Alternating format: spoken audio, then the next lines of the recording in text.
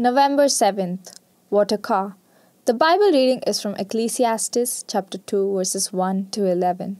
Verse for today. Heaven and earth shall pass away, but my words shall not pass away.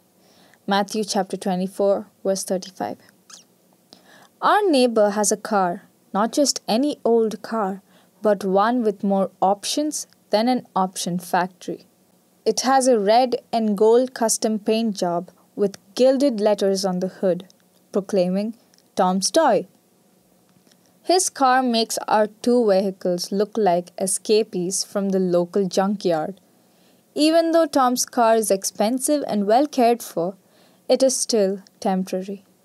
It's often easy for young people and adults to get so caught up in the acquisition of material possessions that they forget to seek what is eternal, spiritual knowledge and faith in Christ.